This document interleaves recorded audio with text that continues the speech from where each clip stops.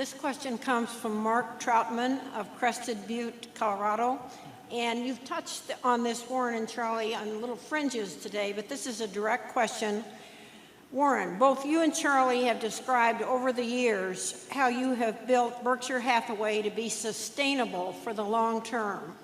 I am having difficulty explaining to my 13-year-old daughter, and frankly to many adults also, in easy to understand terms, Berkshire's business model and long-term sustainable competitive advantage. Can you give all of us, and particularly my daughter Katie, who is here today, the Peter Lynch 2-minute monologue explaining the business of Berkshire Hathaway and its merits as a long-term investment for future decades? Okay, Charlie, you talk to Katie.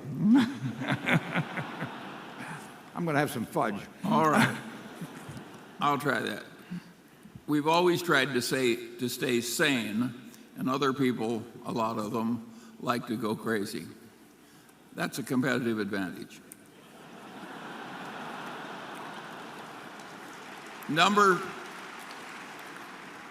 two, as we've gotten bigger, we've used this sort of golden rule that we want to treat the subsidiaries the way we would want to be treated if we were in the subsidiaries.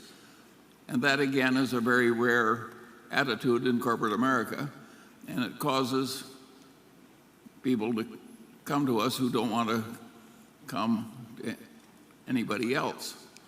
That is a long-term competitive advantage. We've tried to be a good partner to people who come to us and need a partner with more money. That is a competitive advantage. And so we are leaving behind a field that's very competitive and getting into a place where we're more unusual. This was a very good idea. I wish we'd done it on purpose. A few years ago, a person who's in this audience, I believe, came to me, and he was in his 60s, and he said that for about a year he'd been thinking about selling his business, and the reason he'd been thinking about it was not because he wanted to retire, and we very seldom buy business from people who want to retire. He didn't want to retire at all. He loved what he was doing, but he had an experience in buying a business a few years earlier from a family where he had known the fellow who had built it. The fellow had died, and then just everything bad started happening in the family, in the business, in the employees, everything else. So he really wanted to put to bed the question of what happened with his business. It wasn't that he really cared a lot about monetizing it or having the money. He wanted to put his mind at ease that what he'd spent lovingly building up over 30 or 40 years was not going to get destroyed, or that his family would get destroyed if he died. So he said he thought about it a year, and he thought about it, and he thought, well, if I sell it to one of my competitors, and they would be a logical buyer. They usually are. That's why we have antitrust laws.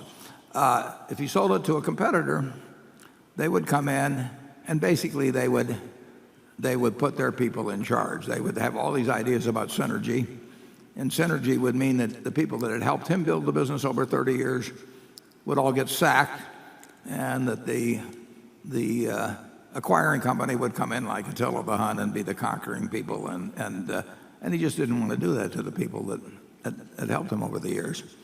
And then he thought he might sell it to some private equity firm, and he figured that if he sold it to them, they'd load it up with debt, which he didn't like, and then they'd resell it later on, and then so he would again have lost control. They might do the same thing that he didn't want to have happen in the first place in terms of selling it to a competitor or whatever it might be.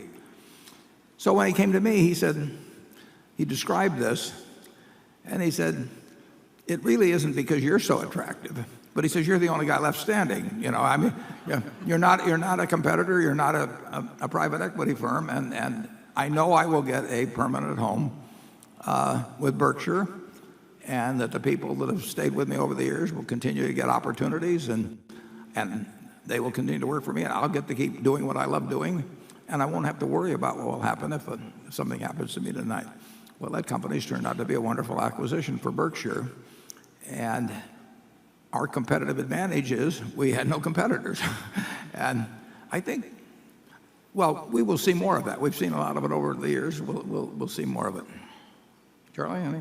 And I don't think you mentioned the fact of developing a shareholder base too. That's different than, we do look at shareholders as partners, and it's not something that a public relations firm wrote for us or anything of the sort. We want you to get the same result we get, and we try to demonstrate that in every way we can.